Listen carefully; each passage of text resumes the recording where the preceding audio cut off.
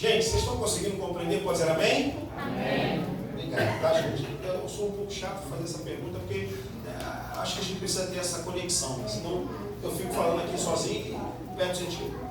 Versículo de número 8 diz assim: ficarei, porém, em Éfeso até o Pentecoste. Então está mostrando claro aqui. Claro, ele está escrevendo a carta de 1 Coríntios, mas onde Paulo está? Em Éfeso. Ficarei, porém, em Éfeso até o Pentecoste. Atenção para cá. É como se Corinto estivesse lá, 18 meses aqui, em Corinto. Sai de Corinto depois de 18 meses, está em Éfeso, e quando ele está em Éfeso, a bomba em Corinto começa a explodir. A bomba de Corinto começa a explodir. É quando ele vai escrever a carta de Éfeso, e a carta vai, atravessar aquela bacia ali, a bacia do Mar Egeu. Vai atravessando a bacia do Mar Egeu, e Paulo vai se conectando uma vez, 2 vezes, 3 vezes, 4 vezes, 5 vezes, como um todo, tá bom? Então agora a gente vai começar a entrar na parte mais difícil do nosso encontro. Mais difícil. A primeira coisa que eu quero dizer para você é o seguinte: durante os 18 meses que Paulo passou na cidade de Corinto, ele implantou pelo menos 5 igrejas. 5 igrejas é muita coisa, tá? 5 igrejas é muita coisa. E essas 5 igrejas somavam um público de, pasmem os senhores, a maior igreja de Paulo provavelmente teria só 120 membros. 120 membros seria a igreja de Corinto. Por quê, gente? Por quê? Porque quando a gente fala de igreja, a gente não pode pensar em prédio, não. Igreja na época de Paulo são casas. Igreja na época de Paulo são residências. E os pastores são os chefes de família. E até as mulheres, não pastora, com muito respeito, mas elas, digamos assim, eram líderes de trabalho onde aglutinavam outras mulheres e desenvolviam o ministério cristão naquela ocasião. Então, quando você lê a carta de 1 Coríntios, você vai ver Paulo recebendo notícias de vários irmãos que são, digamos assim, ilustres desconhecidos, mas que tinham igrejas nas suas casas. Vamos começar então. 1 Coríntios capítulo de número 16, versículo de número 15. 16, 15. Agora vos rogo, irmãos, sabei que a família de Estéfanas é as primícias da Caia e que tem se dedicado ao ministério dos santos. Quem é Estéfanas? Sei lá, mas só sei que ele era pastor de uma igreja que ficava alocada na sua própria residência. Estéfanas e todos os da sua família, eles são o quê? Primícias da Caia. O que são primícias da Caia? Primeiros convertidos de Paulo. Quando Paulo chega na cidade, provavelmente essa família é a primeira família que Paulo converte. Aí quando Paulo escreve a carta, ele diz, a família de Estéfanas está aqui, me dando um relatório a respeito de vocês. Outra casa, vamos lá. Versículo de número 16. Que também vos sujeiteis aos tais e todo aquele que auxilia na obra que trabalha. Versículo 17. Folgo, porém, com a vida de Estéfanas e de Fortunato e de Acaico, porque estes supriram o que da vossa casa, o que da vossa parte me faltava. Então, olha aí pessoas que estão compondo a comunidade de Corinto. Outro grupo que a gente também precisa dar atenção, está lá em 1 Coríntios capítulo de número 1, que é a família de Cloé. Vamos lá, uma mulher, tá, gente? Cloé é uma mulher. 1 Coríntios capítulo de número 1, versículo 10. 10 não, 11.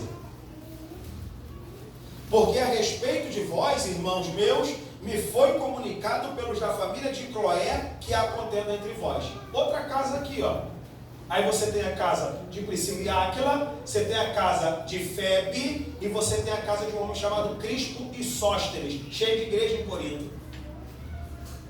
Cheio de igreja em Corinto. Olha aqui o Paulo falando do Sóstenes, vamos lá.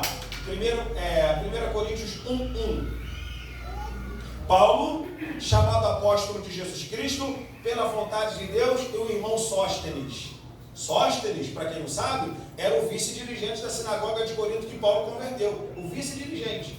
O primeiro era Crispo, se converteu. O segundo, Sóstenes, o vice-dirigente da sinagoga de Corinto, Paulo converteu. Provavelmente tem uma igreja lá na casa dele. Resumindo, agora olha para cá que é a parte mais interessante. Quando Paulo converte os irmãos lá da igreja de Corinto, e Paulo vai depois para a cidade de Éfeso e está lá trabalhando em Éfeso, alguma coisa aconteceu que fez com que Paulo enviasse uma carta que nós vamos chamar de Coríntios A. Alguém abra a Bíblia aí, 1 Coríntios capítulo 5.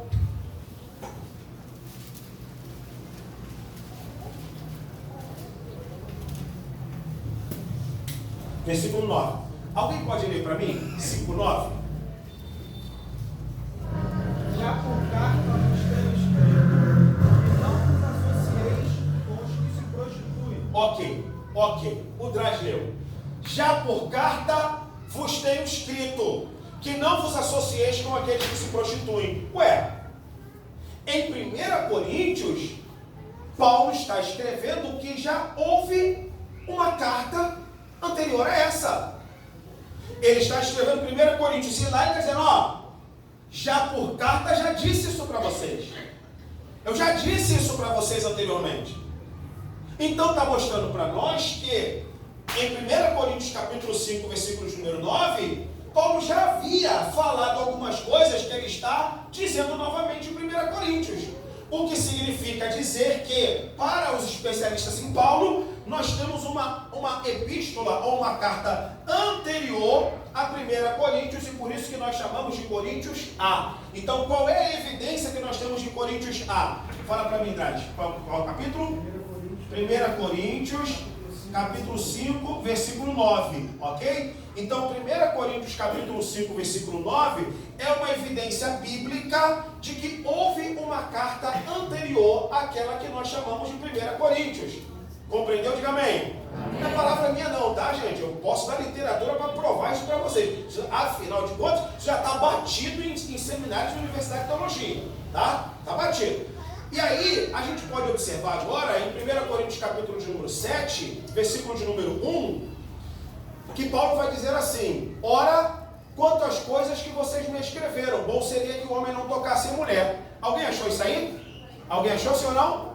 Muito bem. Então está mostrando para nós que Paulo não somente escreveu uma carta anterior, como veio uma carta de Corinto para Paulo. Notícia bombástica.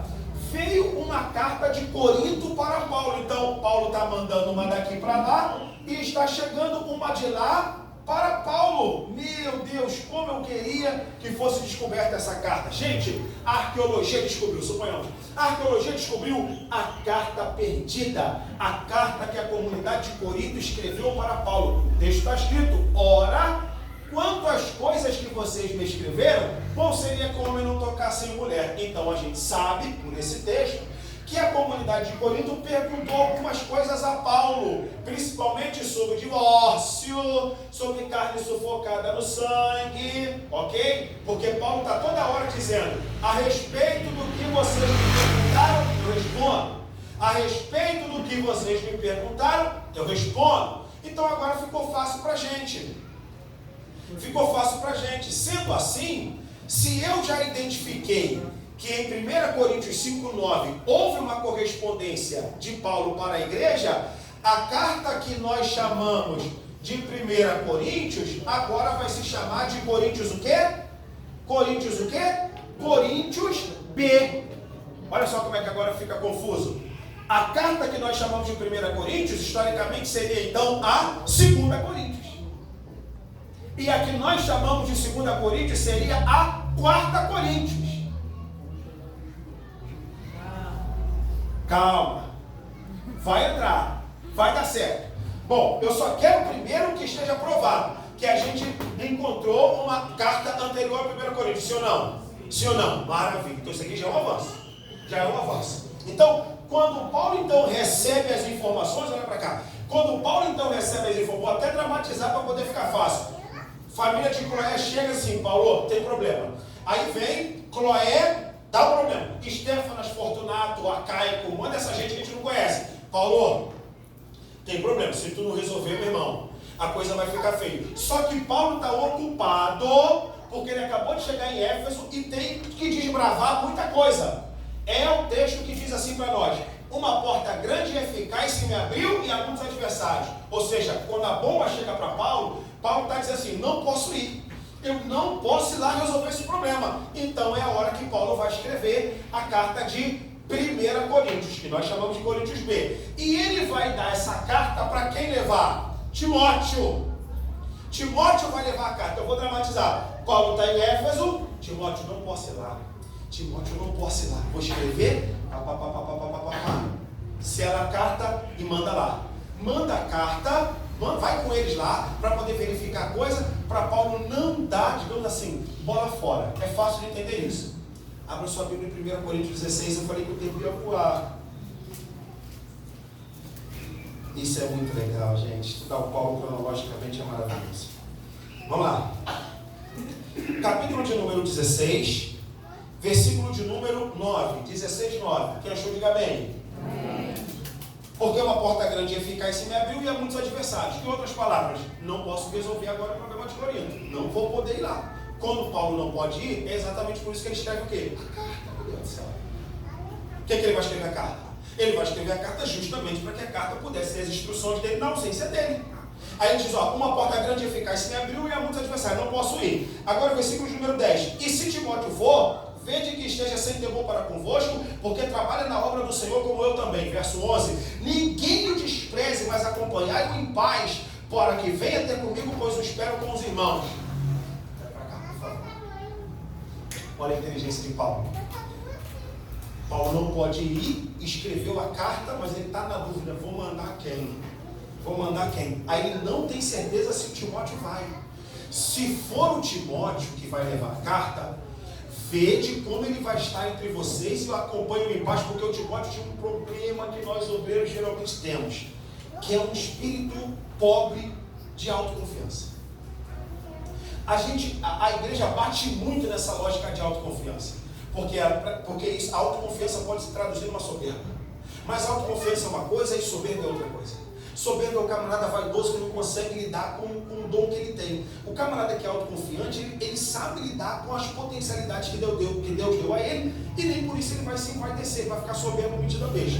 O caso do Timóteo, ele era um homem muito letrado, ele era muito esperto na escritura, mas o Timóteo não conseguia decolar porque ele não tinha espírito de autoconfiança. Então era como se fosse o seguinte, todo mundo passava por cima de Timóteo. Timóteo é o segundo de Paulo, digamos assim, é a autoridade de Paulo, mas o Timóteo não sabe se posicionar. Aí não sabe se posicionar, aí vem um irmão, aqueles casca-grossa da igreja, aquela velha guarda da igreja, com muito respeito, evidentemente, que não consegue se sujeitar a uma liderança de alguém mais novo ou mais nova, porque tem menos ou menos idade do que ele, menos idade do que ele ou ela. Então todo mundo, digamos assim, se prevalecia sobre o Timóteo, mas o Timóteo é o segundo de Paulo, meu Deus do céu. Aí olha Paulo dizendo assim, se o Timóteo for, veja como ele vai sem temor, tá? Ou seja, não vai judiar do garoto não, hein? Porque Paulo está mandando uma carta quente, escalpelando. O pessoal vai ler a carta. Ih, rapaz, o Paulo está bravo. E quem é que mandou essa carta? O Timóteo? Esse garoto? Quem é esse garoto para dar lapada na igreja? Quem é esse garoto? E na Assembleia de Deus tem coisa assim. Você tem que ter idade para poder falar determinadas coisas. E eu estou vendo aqui o Paulo contestando isso aqui tudo. Se o Timóteo for, respeita o garoto, porque ele trabalha na obra do Senhor como eu também. Versículo 11. E ninguém o despreze. Despreze por quê? Pela idade. Ele vai falar isso lá na carta de 2 Timóteo. Despreza o garoto não, mas acompanhe em paz para que venha ter comigo, pois eu espero com os irmãos. Então, olha só, meu Deus, essa coisa legal. A carta ficou pronta, Paulo não pode ir. Não tinha dúvida, não tinha certeza se ele ia mandar o Timóteo. Manda o Timóteo, manda o Timóteo. Ele tinha um Tito, vou falar do Tito. Tito que era bravo. Vai o Timóteo. O Timóteo foi, isso porque está escrito no capítulo 4, só que eu tenho muita coisa para falar. Foi, aí eu não sei como é que foi a reação. O Timóteo leva a carta e, meu irmão, só sabemos de uma coisa: a carta não foi bem compreendida e os irmãos ficaram com uma raiva de Paulo. Mas com uma raiva de Paulo, primeiro que Paulo foi grosso na carta. Primeiro que Paulo foi grosso e mandou uma outra pessoa para que pudesse representar, ou seja, não teve, digamos assim, a disposição para poder falar na cara. Mas por mim, estou falando dessa maneira, mas eu tenho certeza que eu estou falando. Então, como Paulo está ocupado e não pode ir naquela ocasião, ele vai resolver um problema que ele estava resolvendo isso. Mas eu vou depois. Timóteo está levando a carta, mas eu vou depois. E é exatamente no momento que ele vai depois. Vou usar aqui a lógica de Corinto. Então, a gente já falou sobre Coríntios A, Coríntios B e agora Coríntios C. Abra sua Bíblia, 2 Coríntios. Capítulo de número 2, versículo de número 2. Diz assim: Porque se eu vos entristeço, quem é aquele que me alegrará, senão aquele que por mim foi contristado? E escrevi-vos isto mesmo, para que quando lá for, não tenha tristeza da parte do que deveriam alegrar-me, confiando em vós todos, de que a minha alegria é a de todos vós. Versículo 4. Porque em muita tribulação e em angústia de coração vos escrevi, com muitas lágrimas, não para que vos entristecesses, mas para que conhecesses o amor que abundantemente vos tenho. Ponto. Gente, espero que você tenha pego. Em 2 Coríntios, Paulo está dizendo que escreveu uma outra carta que não é a carta de 1 Coríntios. Porque ele está dizendo que escreveu uma carta na dor, uma carta no choro, que a gente batizou ela na teologia paulina como a carta das dores ou a carta das lágrimas. Então veja, 2 Coríntios, como 1 Coríntios menciona uma outra carta, 2 Coríntios está mencionando uma outra carta. Ou seja, quando ele escreve 2 Coríntios, ele diz, aquela carta que eu escrevi para você, mas arrebentou vocês, aquela carta acabou com tudo. E ele escreve uma outra, já encontramos quatro, mas nós estamos falando de um Paulo cronologicamente. Então, quando Paulo entrega a carta de 1 Coríntios e a tensão ficou forte lá entre eles, Paulo teve que fazer uma outra viagem lá. Repita após mim, outra viagem. Então vamos achar isso agora. 2 Coríntios capítulo 13.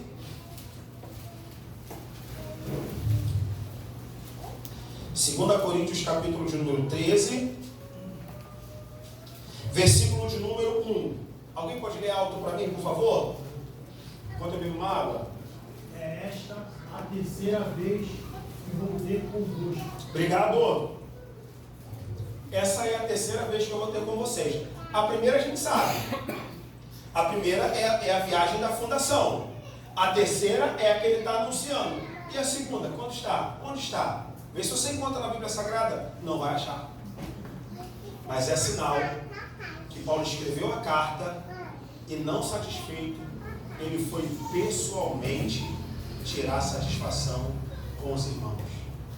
E sabe por que ele foi tirar satisfação com os irmãos? Essa aqui é para arrebentar todo mundo. Porque a igreja que Paulo fundou estava tirando o pastor da sua liderança para colocar na liderança o pregador pop, que é o Apolo. O Apolo chegou, grande conferencista, um grande pregador, um pregador impoluto e tudo mais. A igreja fez a comparação. Vou escutar o meu pastor toda semana e escutar o itinerante, eu vou ficar com o itinerante. Tu não faz isso não, gente. Você não vai nessa não, como a maioria das pessoas estão aí, e muitos jovens, descartando o pastor local, que tem comida caseira, mas é essa que alimenta. E se você ligar para o itinerante não vai te visitar, ele não vai no seu enterro, ele não vai fazer nada com você, é o pastor local. Paulo está numa briga, numa chateação, só que Paulo é crente, Paulo não fica magoado não, porque a igreja foi fundada por quem? Por Paulo. Veio o Apolo também não tem nada a ver, o problema foi a membresia da igreja, que a igreja de Corinto era uma igreja hollywoodiana, que gostava de pregador famoso, pregador pop, a igreja lotada quando via pregador famoso. Aí eles vão mandar a carta para Paulo e é o seguinte, Paulo, ninguém mais quer te ouvir aqui não, cara. Ninguém mais quer te ouvir aqui. Agora todo mundo quer ouvir o Apolo também não tem nada a ver com isso. Repito, o problema era da igreja. O problema era da comunidade, que ele está olhando, poxa, o Apolo prega muito, e o pastor só prega, sei lá, o sermão da montanha. Não querendo desmerecer o sermão da montanha, o sermão da montanha é muito importante. Mas é aquele tipo de comparação que a gente faz. Poxa, meu irmão, o pastor local prega bem, o outro tira coisa da cartola, tirou coisa da cartola, está pregando errado. Mas a igreja, meu Deus do céu, o coraçãozinho de Jesus para o Apolo. Aí Paulo sabe disso lá. Ah, é? Eu sou o fundador da igreja, eu sou aquele que plantou a igreja. Vocês nasceram por causa do meu apostolado e vocês querem me desprezar? Eu vou lá. E quando eu for, a gente vai tirar isso às limpas. A igreja, então muito bem. Então, problema. Timóteo vai, volta para onde eu vou lá. E quando Paulo foi, não sabemos o que aconteceu. Mas ele diz, essa é a terceira vez que eu vou. Então, se é a terceira vez, ele está dizendo assim, na terceira vez, galera, vamos tentar manter os ânimos em paz. Porque na segunda, o Paulo, eu imagino o Paulo bravo. Irmão, se ele, me permita dizer dessa maneira, se ele me olhou, ele era baixinho, se ele olha de baixo para cima, para Pedro, irmão, que é o líder da igreja, imagina o que Paulo vai fazer com aquele igreja lá, cara. Se é da pavuna, chama babão, não chama não? Então, Paulo vai lá. Aí, quando Paulo volta, eu vou explicar. Paulo escreve uma carta chamada Carta das Lágrimas. Carta das Lágrimas. Ou seja, mostrando as agruras de Paulo, dizendo: poxa, Corinto, a situação entre nós não poderia ter ficado dessa maneira. Poxa, que situação desconfortável, que coisa ruim e tudo mais. Só que Paulo está pensando em uma coisa: uma porta grande e eficaz se me abriu e há muitos adversários. Paulo está pensando em Éfeso. Repita após mim: Éfeso. Maravilha. Só que enquanto Paulo está pensando em Éfeso, aí que entra a coisa mais importante agora nos estudos de Paulo. Vai vir problema daqui, ó. Vai vir problema daqui agora. Antioquia. Muito bem. Paulo está enfrentando as oposições intra-eclesiais, só que, assim, é a pedra no sapato de Paulo. Uma ala conservadora em Antioquia vai surgir, que nós conhecemos como judaizantes, e essa galera vai chegar para, assim, tirar Paulo do sério. Problemas mais, digamos assim, mais graves do que com os gregos de modo geral. Aqui é a igreja que Paulo havia sido enviado. Então preste atenção nisso aqui, porque isso aqui é chave para a gente poder compreender. Então aqui eles vão tirar todas as credenciais apostólicas de Paulo, dizendo o seguinte: ó, você não está sabendo não? Vocês não estão sabendo não? Paulo foi demitido. Paulo não é mais apóstolo. É mesmo? Por que Paulo não é mais apóstolo? Vocês não estão sabendo? Paulo não observou a dogmática. Como assim Paulo não observou a dogmática? Lembra do decreto, que foi o que a gente começou falando? O decreto. Paulo não obedeceu? Não obedeceu. Por quê? Porque está dizendo que lá os irmãos de Corinto estão comendo carne sacrificada. Irmão, não fica chateado com Paulo. Paulo não obedeceu a dogmática dos apóstolos. Pelo menos nesse ponto ele não obedeceu. Os apóstolos falaram assim: ó, vai, prega lá, normalmente, vai falar assim: ó, não pode comer carne sacrificada aos ídolos. Quando Paulo está lá em Corinto, a pergunta é: Paulo, aqui tem um irmão que está comendo a carne sacrificada aos ídolos. Ele diz: pode comer, a terra do Senhor e toda a sua plenitude. Vamos observar isso? Versículo 8, capítulo 8 de 1 Coríntios. Vamos lá. Capítulo de número 8. Versículo 1, 8:1. Quem está entendendo, diga amém. Amém. Quem acha que isso é interessante, diga amém. Amém. Beleza. Versículo de número 1 diz assim: ora, no tocante às coisas sacrificadas aos ídolos, sabemos que todos temos ciência. A ciência incha, mas o amor edifica. E se alguém cuida saber alguma coisa, ainda não sabe como convém saber. Mas se alguém ama a Deus, esse é conhecido dele. Assim, quanto ao comer das coisas sacrificadas aos ídolos, sabemos que o ídolo nada é do mundo, e que só há um Deus, senão um só, e que não há outro Deus, senão um só. Então aqui Paulo já está querendo fazer o seguinte: atenção para cá. Por que Paulo não vai seguir a dogmática dos apóstolos? Porque os apóstolos acreditavam na existência de outros deuses. Olha só como é que isso aqui é importante. Olha só como é que isso aqui é importante. Servir a um só Deus é uma coisa. Você pode servir ao seu Deus, mas acredita em outros deuses.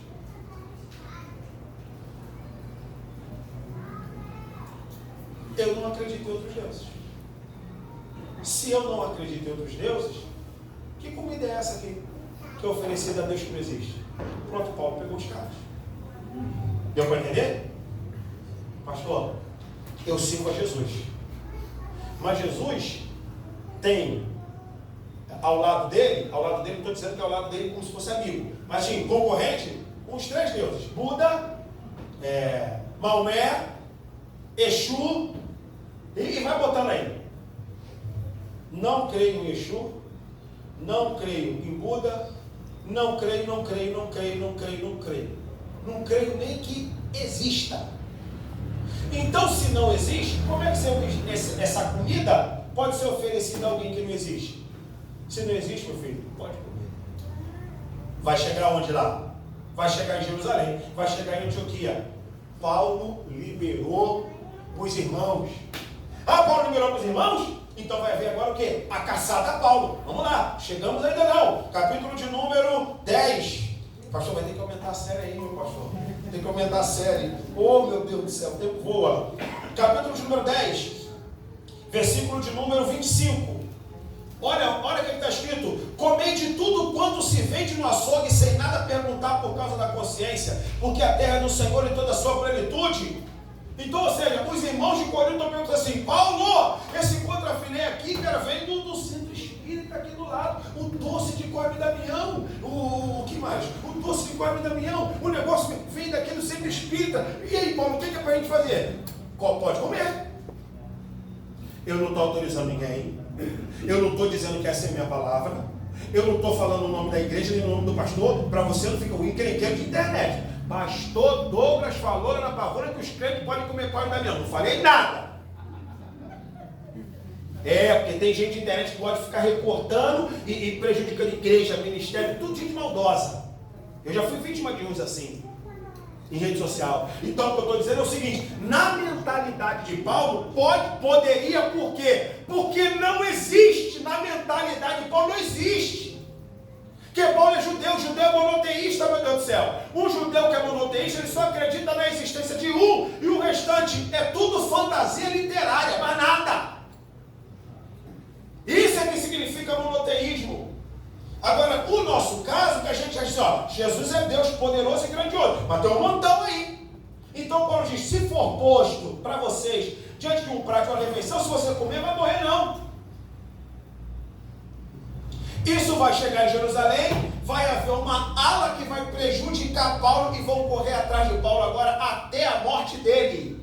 Até a morte dele. Então veja, como se não bastasse os problemas internos que Paulo estava vivendo, agora vai surgir a casta de um grupo radical, de um grupo dito conservador, tá? É conservador, mas que não entende nada de evangelho.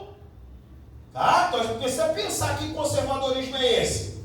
Será que esse conservadorismo está baseado no Evangelho? Se é um conservadorismo baseado no Evangelho, estou dentro. Agora, se é um conservadorismo baseado em religiosidade barata e legalista, estou com Paulo, estou fora. Estou com Paulo. Então escuta, conservadorismo baseado no Evangelho, conta comigo. Conservadorismo baseado em legalismo, estou fora. É isso que os caras vão tentar fazer. E vão começar a prejudicar Paulo. Aí Paulo vai começar a escrever aquelas cartas que, digamos assim, né, são chatas de tanta discussão. Essa é a parte. Já viu? Caramba, Paulo toda hora tendo que se defender. Caramba, Paulo toda hora tendo que dizer que é filho de Abraão, circuncidado no 8º dia. Não. É por causa dessa galera que vai entrar no radar agora. Quem está entendendo, diga amém. Amém. Maravilha. Eu tento aqui, horas, reverendo. Já acabou.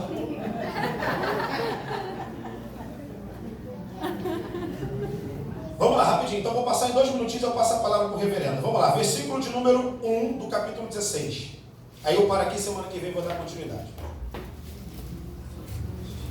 Achou interessante, sim ou não? Amém. Muito bom, né? Estudar cronologicamente é muito legal. Versículo de número 1, e aí a gente vai encerrar aqui, semana que vem a gente vai retomar.